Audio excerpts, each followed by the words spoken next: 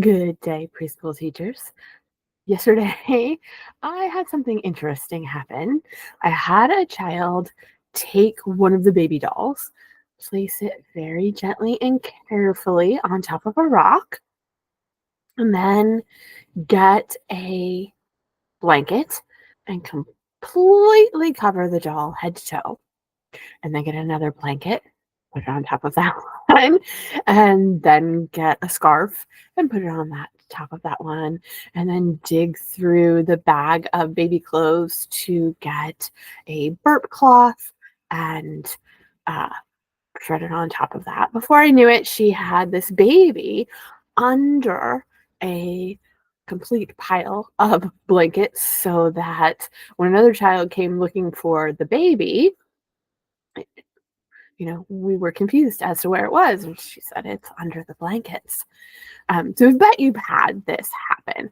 I bet you have had children who um, take themselves and wrap themselves in a blanket or like to hide in a corner or like to my kids like to get themselves into their cubbies and put their coats over themselves. Um, or maybe you have a child that, sits in the center of the blocks and builds the blocks all around themselves. Or maybe they're doing the same thing like the child in my situation did with toys, completely bundling up toys or creating enclosures for the toys. So, hello, I'm Nicole Dravillas-Fravel, and this is Wildwood Teaching. And today we're going to talk about that particular type of play because we are in the midst of a whole series of videos on schema play. And this is, I think, the fourth video.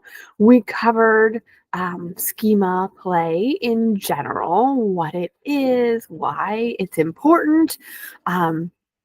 In one sentence, schema play is basically a schema is any type of repetitive behavior that you observe children doing that is a clue to what they might be working on intellectually or physically. They're repeating these behaviors for a reason. And then in previous videos, we covered connecting, positioning, trajectory, transporting schemas more in depth. And today, we are going to cover enclosing and enveloping schemas more in depth. We're going to talk about what exactly they are, what children are learning from them, and how you can support it within your preschool setting using nature-based materials. Now, if you want to follow along, you can pull out your PDF at this point. It was attached to previous videos. It is also attached to this video. And basically, the PDF gives very general information about each schema. So the first column is how you can recognize like what you're observing that might be a clue. This is what the children are doing, so they might be working on this particular schema. The next column talks about what larger concepts children are developing through that schema so that in your teacher brain, you can know that this play is purposeful and know what you might be trying to support. And then in that last column, which is intentionally left blank, that is for you to fill in specific ideas of what you can bring into the classroom or vocabulary you can introduce, conversations you can have with the children, questions you can ask that will move them forward with whatever they are working on. Now, I will give you some examples and some ideas in the latter part of this video, but the reason that that column is blank is because what you do, what you choose to do, yes, you can use my ideas, you can build on my ideas, but what you choose to do needs to match your setting and your children, right? And that's for you to figure out. I don't know your children and your setting. All right, so let's get into it. Enclosing and enveloping schemas were all of the examples that I was mentioning in the beginning of children. Um, Now they are related, right? They're similar. So let's kind of just get into the specifics of it. So enclosing schema really does mean that it encloses yourself or the object. So children are building a perimeter around something, almost like they're trying to capture it, encase it. Now, enveloping schema has that word envelop in it, which means they are completely covering whatever it is. So hiding it from view themselves or the object. Um, so they are related. We're just going to cover them together. What children might be learning through these schemas. So, on a very basic level, it could be a social emotional thing that they're working through. So, thinking of kind of like a baby swaddled in a blanket, right?